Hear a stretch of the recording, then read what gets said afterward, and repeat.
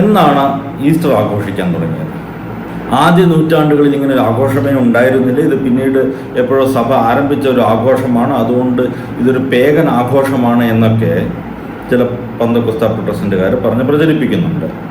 എന്നാൽ ചരിത്രപരമായ വസ്തുതകൾ പരിശോധിച്ച് കഴിയുമ്പോൾ ഈ ഒരു വാദം തീർത്തും തെറ്റാണെന്ന് നമുക്ക് മനസ്സിലാക്കാൻ സാധിക്കും. ആദ്യ നൂറ്റാണ്ട് മുതൽ തന്നെ സഭ യേശുവിൻ്റെ പുനരുദ്ധാനം അതീവ പ്രാധാന്യത്തോടെ ആഘോഷിച്ചിരുന്നു. നമുക്ക് അതിൻ്റെ ചരിത്രപരമായ തെളിവുകളിലേക്കൊന്ന് കടക്കാം. ഈസ്റ്റർ ഒരു പേഗൻ ആഘോഷമാണോ എന്ന വിഷയത്തിൽ ഞാൻ ചെയ്യുന്ന 6ാമത്തെയും അവസാനത്തെയും വീഡിയോ ആണിത്. ഈ സീരീസിലുള്ള മുഴുവൻ വീഡിയോകളും പ്ലേലിസ്റ്റായിട്ട് ക്രിയേറ്റ് ചെയ്തിട്ടുണ്ട്. അതിൻ്റെ ലിങ്ക് എൻ്റെ സ്ക്രീനിൽ കൊടുക്കുന്നതായിരിക്കും. ആദ്യ നൂറ്റാണ്ടുകളിൽ ആദിമ ക്രൈസ്തവർക്കിടയിൽ ഈസ്റ്റർ ആഘോഷത്തെക്കുറിച്ച് ശക്തമായ അഭിപ്രായ വ്യത്യാസങ്ങളും വിവാദങ്ങളും, ക്വാർട്ടോ ഡെസിമിനിസം പോലെയുള്ള വിവാദങ്ങളും നിലനിന്നിരുന്നു. പക്ഷേ ഇവിടെ നമ്മൾ ശ്രദ്ധിക്കേണ്ട ഒരു കാര്യമുണ്ട്. ഈസ്റ്റർ ആഘോഷിക്കണമോ വേണ്ടയോ എന്നതിനെക്കുറിച്ചായിരുന്നില്ല തർക്കങ്ങൾ, മറിച്ച് എപ്പോൾ ആഘോഷിക്കണം എന്നതിനെക്കുറിച്ചായിരുന്നു തർക്കം. ആദിമസഭയിൽ ഈസ്റ്റർ ആഘോഷിക്കണമോ വേണ്ടയോ എന്നതിനെക്കുറിച്ചായിരുന്നില്ല തർക്കം, മറിച്ച് എപ്പോൾ ആഘോഷിക്കണം എന്നത് മാത്രമായിരുന്നു തർക്കം. ഇവിടെ 2 വിഭാഗങ്ങളായിരുന്നു ഉണ്ടായിരുന്നത്. യഹൂദരുടെ പെസഹ തിരുനാളിൻ്റെ അന്ന് തന്നെ, അതായത് നിസാൻ മാസം 14-ാം തീയതി തന്നെ ആഘോഷിക്കണം എന്നൊരു വിഭാഗവും, അല്ല അതിനുശേഷം വരുന്ന ഞായറാഴ്ച ആഘോഷിച്ചാൽ മതി, കാരണം ബൈബിൾ അനുസരിച്ച് യഹൂദരുടെ പെസഹ തിരുനാളിന് ശേഷമുള്ള ഞായറാഴ്ചയായിരുന്നുവല്ലോ യേശുവിൻ്റെ ഉയർപ്പ് എന്ന് മറ്റൊരു വിഭാഗവും നിലപാടെടുത്തതോടെയാണ് പ്രതിസന്ധി ഉടലെടുത്തത്. ഈ ഒരു വിവാദത്തിനെയാണ് നമ്മൾ ക്വാർട്ടോ ഡെസിമൻ കോൺട്രവേഴ്സി എന്ന് വിളിക്കുന്നത്.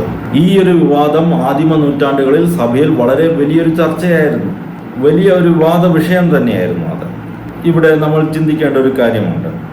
ഈസ്റ്ററിനെ ചൊല്ലി ഇത്ര വലിയൊരു വിവാദം ആദിമ നൂറ്റാണ്ടുകളിൽ നിലനിന്നിരുന്നു എന്നത് തന്നെ സഭ അന്ന് ഈസ്റ്റർ ആഘോഷിച്ചിരുന്നു എന്നതിൻ്റെ ഏറ്റവും വലിയ തെളിവാണ്.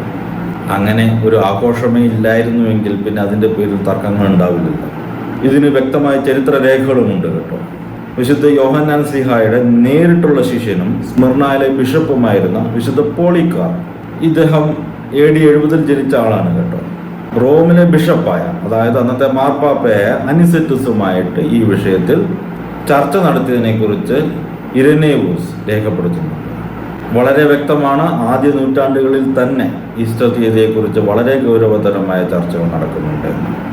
എന്നാൽ AD 325 നടന്ന നിഖ്യ കൗൺസിലിൽ ഈ പ്രതിസന്ധിക്ക് ഒരു പരിഹാരം കാണുന്നു. ഈ വിഷയത്തിൽ സഭ ഒന്നാകെ ഒരു അന്തിമ തീരുമാനമെടുക്കുന്നു. മനസ്സിലാക്കുക, AD 325 നിഖ്യ കൗൺസിൽ പുതിയൊരു ആഘോഷം തുടങ്ങുകയോ പേഗൻ രീതികളെ അനുകരിക്കുകയോ ചെയ്തതല്ല, മറിച്ച് നൂറ്റാണ്ടുകളായി നിലനിന്നിരുന്ന ഈ ഒരു തർക്കത്തിന്, ഈസ്റ്റർ ഏത് ദിവസം ആഘോഷിക്കണം എന്ന തർക്കത്തിന് പരിഹാരം കാണുകയും സഭ ഒന്നാകെ ഒരേ ദിവസം ഈസ്റ്റർ ആഘോഷിക്കണം എന്ന തീരുമാനമെടുക്കുകയുമാണ് ചെയ്തത്. നമ്മൾ കഴിഞ്ഞ വീഡിയോകളിൽ കണ്ടിരുന്നു, ഇന്ന് നമ്മൾ ഈസ്റ്റർ ആഘോഷിക്കുന്നത് മാർച്ച് 21 ശേഷം വരുന്ന ആദ്യത്തെ ഫുൾ മൂൺ, വെളുത്ത വാവിന് ശേഷം വരുന്ന ആദ്യത്തെ ഞായറാഴ്ച. യഥാർത്ഥത്തിൽ ഈസ്റ്റർ ആഘോഷം കലണ്ടറിൽ ഓരോ വർഷവും പുറകോട്ടേക്ക് ഡ്രിഫ്റ്റ് ആകാതിരിക്കാനായിട്ടാണ് സഭ ഇങ്ങനെ ഒരു തീരുമാനമെടുത്തത്. നമുക്കറിയാം, യഹൂദരുടെ കലണ്ടർ ഒരു ലൂണി സോളാർ കലണ്ടറാണ്. അതിൽ ഓരോ വർഷവും ഏകദേശം 354 ദിവസങ്ങളാണുള്ളത്. എന്നാൽ നമ്മൾ പിന്തുടരുന്ന സോളാർ കലണ്ടറിൽ, ജൂലിയൻ അല്ലെങ്കിൽ ഗ്രിഗോറിയൻ കലണ്ടറുകളിലൊക്കെ 365 ദിവസങ്ങളാണുള്ളത്. ഈ ഒരു 11 ദിവസത്തെ വ്യത്യാസം കാരണം കൃത്യമായൊരു കാൽക്കുലേഷൻ നിശ്ചയിച്ചില്ല എങ്കിൽ ഓരോ വർഷം കഴിയുന്തോറും ഈസ്റ്റർ 11 ദിവസം പുറകോട്ടേക്ക് മാറിക്കൊണ്ടിരിക്കും, നേരത്തെ ആകും. ഈസ്റ്റർ ആഘോഷം 11 ദിവസം വീതം പുറകോട്ടേക്ക് മാറിക്കൊണ്ടിരിക്കും. യഹൂദരുടെ നിസാൻ മാസം അടിസ്ഥാനപരമായിട്ട് ഒരു വേനൽക്കാല മാസമാണ്. നമ്മുടെ ഏപ്രിൽ മാസം പോലെ സ്പ്രിംഗ് സീസണിൽ വരേണ്ട ഒരു മാസമാണ്. പക്ഷേ നമ്മൾ കണ്ട് യഹൂദരുടെ കലണ്ടറിന് ഒരു 11 ദിവസം കുറവായതുകൊണ്ട് കലണ്ടർ ഡ്രിഫ്റ്റ്, സീസണൽ ഡ്രിഫ്റ്റ് ഉണ്ടാകാറുണ്ട്. ഈ ഒരു ഡ്രിഫ്റ്റ് കാരണം ഈ ആഘോഷങ്ങളൊക്കെ സ്പ്രിംഗ് സീസണിൽ നിന്നും മാറി വിൻ്റർ സീസണിലേക്ക്, അതായത് തണുപ്പ് കാലങ്ങളിലേക്ക് ഡ്രിഫ്റ്റ് ആകാനുള്ള സാധ്യതയുണ്ട്. ഈ ഒരു ഡ്രിഫ്റ്റ് ഒഴിവാക്കാനും വസന്തകാലത്തിൽ തന്നെ ഈസ്റ്റർ വരുന്നു എന്ന് ഉറപ്പാക്കാനുമാണ് സ്പ്രിംഗ് ഇക്വിനോക്സിന് ശേഷമുള്ള, അതായത് മാർച്ച് 21 ശേഷമുള്ള ആദ്യത്തെ വെളുത്ത വാവിന് ശേഷം വരുന്ന ആദ്യത്തെ ഞായറാഴ്ച ഈസ്റ്റർ ആഘോഷിക്കാമെന്ന് സഭ തീരുമാനിക്കുന്നത്. ഈ ഒരു തീരുമാനം ഈസ്റ്ററിനെ സോളാർ ഇയറുമായി കൺസിസ്റ്റൻ്റ് ആയിട്ട് നിലനിർത്താൻ സഹായിക്കും. ഈസ്റ്ററിൻ്റെ ഈ ഒരു തീയതി എങ്ങനെയാണ് കണക്ക് കൂട്ടിയതെന്ന് കഴിഞ്ഞ വീഡിയോ നമ്മൾ വിശദമായി ചർച്ച ചെയ്തതാണ്. അതുകൊണ്ട് തന്നെ ഇതിൽ യാതൊരുവിധ പേഗൻ ബന്ധവുമില്ല എന്ന് സാമാന്യ ബുദ്ധിയുള്ള ആർക്കും മനസ്സിലാക്കാവുന്നതാണ്. ഇതോടെ ഈസ്റ്റർ ഒരു പേഗൻ ആഘോഷമാണോ എന്ന വിഷയത്തിൽ നമ്മൾ ചെയ്യുന്ന വീഡിയോ പരമ്പര ഇവിടെ അവസാനിക്കുകയാണ്.